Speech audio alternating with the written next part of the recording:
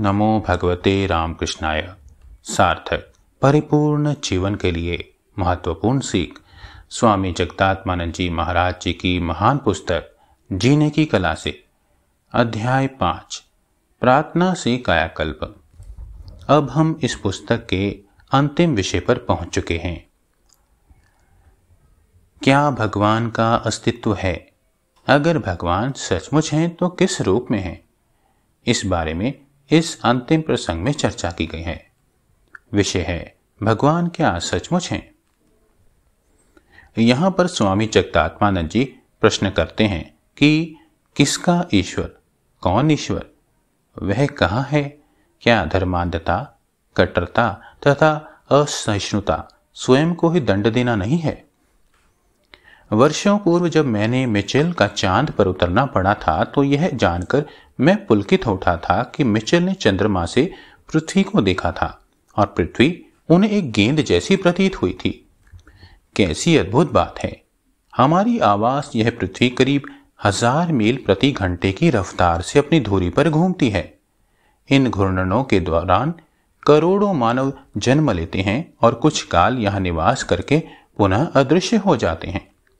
यह कोई कल्पना कथा नहीं, अपितु एक बोधगम्य सत्य है और हमारे आधुनिक विज्ञान तथा प्रौद्योगिकी की कृपा से अब कोई भी इसे इनकार नहीं कर सकता। इसी प्रकार सामान्यतः सूक्ष्म ब्रह्मांड कहे जाने वाले पदार्थ के सूक्ष्म अस्तित्व के बारे में ही हमें अंतर्दृष्टि प्राप्त होती है।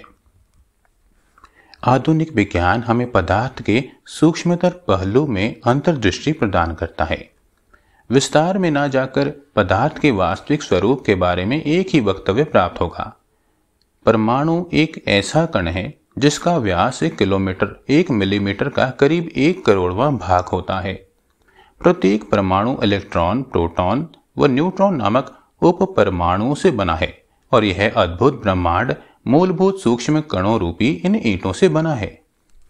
नवमंडल के बृहद तारों की गति, परमाणुओं में सूक्ष्म इलेक्ट्रॉन की गति और मनुष्यों, पशुओं तथा वनस्पतियों के भौतिक शरीरों की प्रतिक्रियाओं में एक पूर्ण व्यवस्थित क्रम और स्पष्ट सामंजस्य दिखाई देता है। पश्चिम के आधुनिक वैज्ञानिकों ने भौतिक साधनों के माध्यम से संपूर्ण ब्रह्मांड की अखंडता प्रदर्शित की है। इससे एक कदम आगे बढ़े तो यह संपूर्ण जगत की एकता के एक भाव तथा उस परम आध्यात्मिक तत्व की ओर भी संकेत करता है जिसमें हम रहते, चलते फिरते और जीवन धारण करते हैं। विश्व के सामंजस्य का अनुध्यान उस परम सत्ता के सार्वभौम अस्तित्व को प्रकट करता है। महान वैज्ञानिक आइंस्टाइन इस एकता और सामंजस्य का वर्णन इन शब्दों में करते हैं। मेरा धर्म उस असीम सर्वोच्च सत्ता की विनम्र स्तुति में निहित है जो हमारे दुर्बल मस्तिष्कों द्वारा ग्रहण किए जा सकने वाले विवरणों के रूप में स्वयं को अभिव्यक्त करता है। उस परम सत्ता के अस्तित्व पर गहन भावनात्मक दृढ़ विश्वास ही मेरा ईश्वर संबंधी विचार है। प्रकृति की क्रियाओं तथा उसके प्रत्येक अंग में जीवन और चेतना का अनुभव करने में सामर्थ्य होने के लिए महान पवित्रता तथा अंतर्दृष्टि की आवश्यकता है।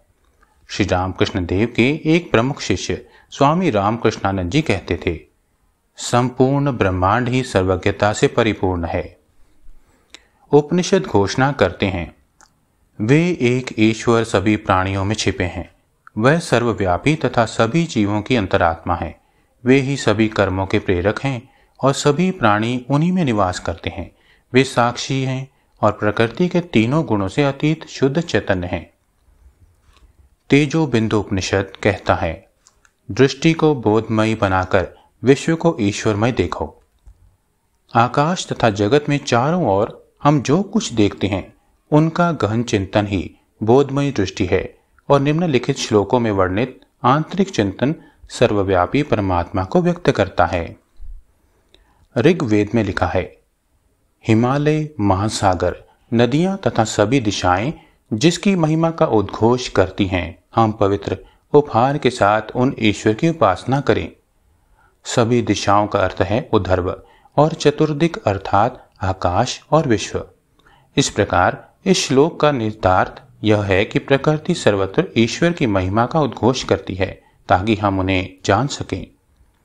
ऋग्वेद, उपनिषदों और भगवत गीता आदि हिंदू धर्मशास्त्रों के ऋषि मुनियों ने अपनी अंतर्दृष्टि से यह अनुभव किया कि इस ब्रह्मांड में एक मूलभूत एकता है।